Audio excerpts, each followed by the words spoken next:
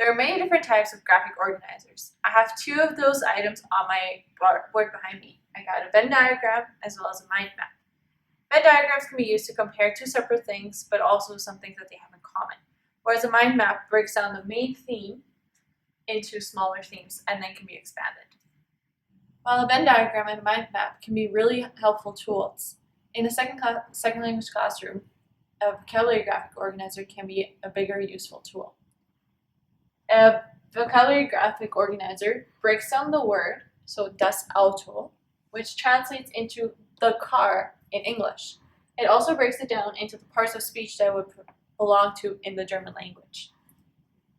It will also tell you synonyms that are used within the German language, such as Kraftfahrzeug, Automobil, and Vehikel. It will also give you an example of a sentence structure of how the word may be used. Das Auto ist rot.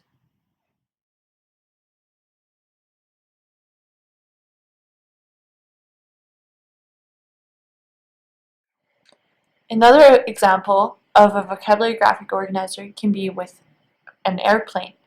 The word in German is das Flugzeug.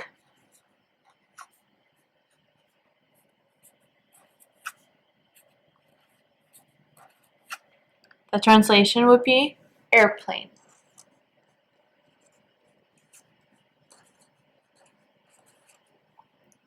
Using this in a sentence would be das Flugzeug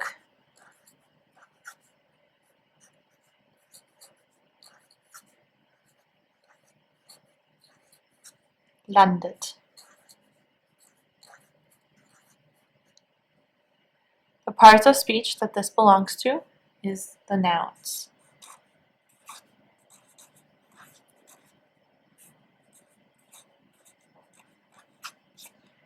And synonyms for das Flugzeug are der Flieger und die Maschine.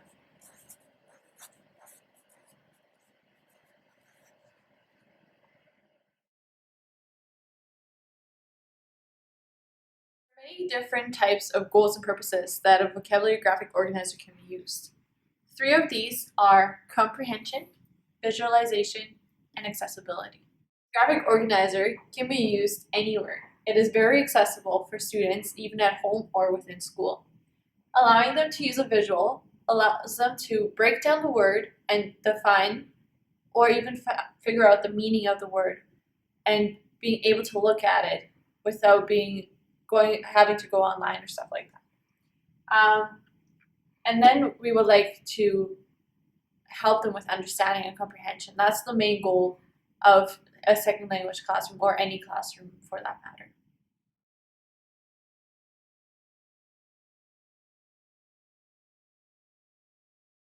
Another example where you can use a vocabulary graphic organizer would be within an English classroom.